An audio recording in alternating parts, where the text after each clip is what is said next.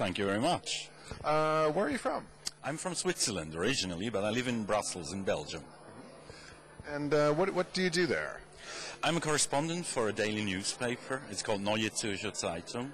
And I cover NATO, the European Union, plus Belgium, Netherlands, and Luxembourg. I see. So now you're in Istanbul covering the NATO conference that's here.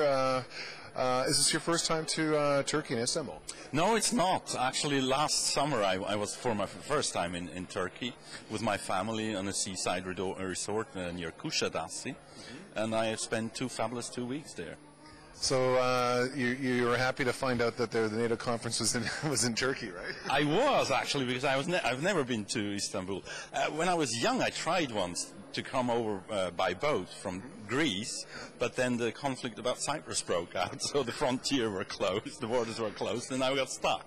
Oh, that's too bad. So, but you were able to make up for that, and you're here now. So, covering a conference like NATO, there's a lot of maybe, I don't know about logistics and things like that. You travel here, but how do you find these sorts of events or conferences? I know security's high, but is there any sort of unique things that you found different here than maybe in other countries for these conferences? No, I have to admit it's pretty common everywhere. And it's you are in a sort of a vacuum because you're most of the time in the press working area. You don't see a lot of ministers and things or delegations. So you have to try to get special arrangements to see these people. Of course, it's important what's going on, but it's very little of talking to real people. Like when you go out into the country and speak to people, that's for me, let's say, the more fascinating aspect of journalism. This is a totally different piece of cake. Now I'm going to ask you, because this is a Swiss newspaper that you write for. Is there a lot of coverage of Turkey in the newspapers there, or in that regards? We don't have to get into specific details, but have you seen a change in the amount of coverage that's coming out of Turkey now in European papers? Well, I have to differentiate. The paper I'm working for is really interested in foreign affairs and politics. So there has always been an interest to Turkey, which has certainly increased ever since Turkey applied for membership of the European Union. But as a NATO founding member, of course, it's always been quite important. And I should think the whole development now that there's a new government and there's a sort of a reorientation of Turkey in terms of the old guard slightly being moved towards the door, and so that is surely interesting, because Turkey is an extremely strategically interesting country at the crossroads, as it says, between the Western world and the Eastern world, and then Turkey's role as a hub for energy supplies has increased a lot, and they're trying to profit of that, and you have to keep an eye on that. Well, it's always interesting, because I find that when I do this segment of my show, Vox Pop, I'm interviewing tourists, and a lot of people are saying, well, I've been hearing more about Turkey in the news, and that's why I asked the question, because it seems that more people are aware of it, and I was talking with some folks from Paris, and they're saying, well, it's the destination now. Istanbul's the destination, and in Switzerland, what is kind of like the warm destination normally for Swiss people like yourself? You mean in Turkey, or? Well, no, just globally. Well, I think Swiss people still love to go to Italy and France or Spain, like Western Mediterranean. But I should think Turkey has become a very important holiday destination too. They have been doing a lot of work, and I think it's also really common knowledge now that their welcome is really very warm, and as I said, we had 2 fabulous weeks with small kids, and rarely have I seen people who are so friendly and so forthcoming. Well, I look forward to talking with you again at the Crossroads. Thank you so much for taking time out. I know that it seems that the press room here is cleared up because it's now lunchtime, so I think we should probably go grab some lunch. And again, welcome to Istanbul, and hopefully you get to come back again with your family to have a little longer tour, and when the weather's a little warmer too. Yeah, exactly. I'm thinking about coming back with my family on the spring holiday. Okay, great. Thank you so much. Take care. Welcome.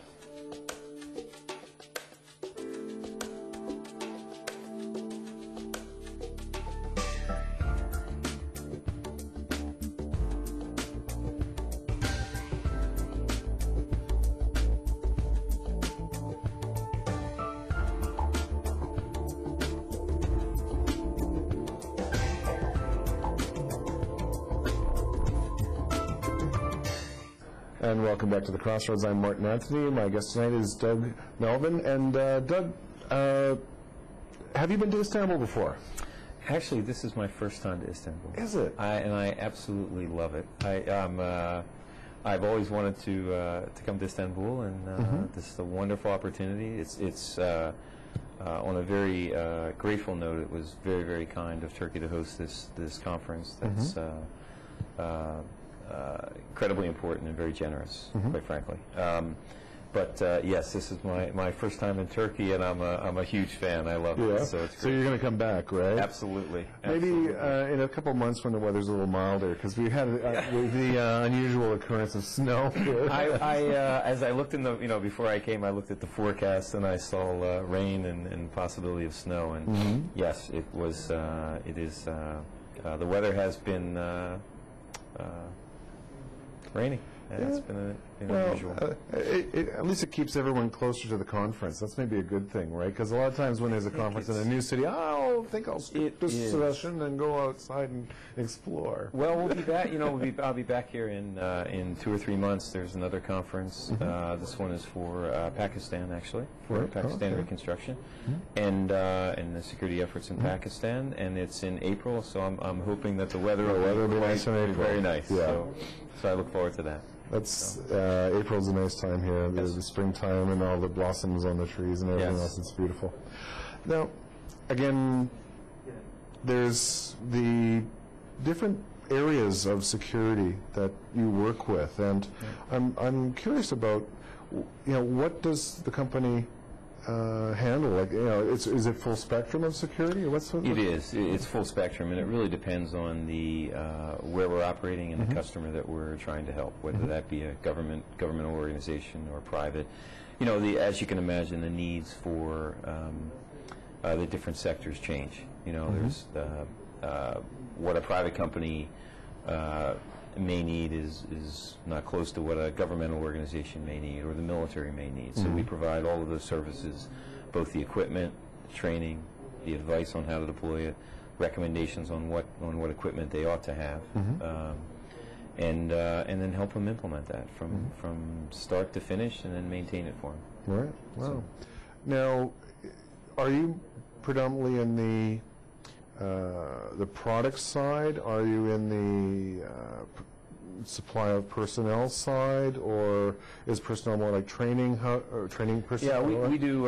So we're in the product side. We're also in the product development side. We have some technologies that we are developing in partnership with some of our partner companies, and that I think will have a significant impact on not just in Afghanistan or Iraq or Pakistan, but on the security industry as a whole. There's some exciting technologies that we will get out into the market and get to the right people as quickly as possible. But things that I think will make a significant difference and will literally change the methodology and how we screen and how we handle security checkpoints. So we have some very, very, very sophisticated and maximizing the physics of what technology is available. I'll put it that way. So. Yeah, the systems. I know that one system. Maybe you can explain it a bit. Again, I don't know, how top secret some of these things are, but there was a demonstration of this sort of acoustic device outside, and we're on the 21st floor. Right. We heard someone speaking very clearly up here through the double pane glass and everything else like that. What was that? What's that system all about? And I'm glad you mentioned it, Martin. The dynamic change within the security industry, and both on the military side too, is to give additional resources to the soldier or the policeman or the security official that's in harm's way, that as they escalate through their escalation of force, the use of force, they have other options. The typical security guard with a gun may have a fire warning shot, and maybe the next one is closer, and maybe the next one is at a person, and you want to avoid that. Obviously, where it's necessary, that's what they have to do, but you want to give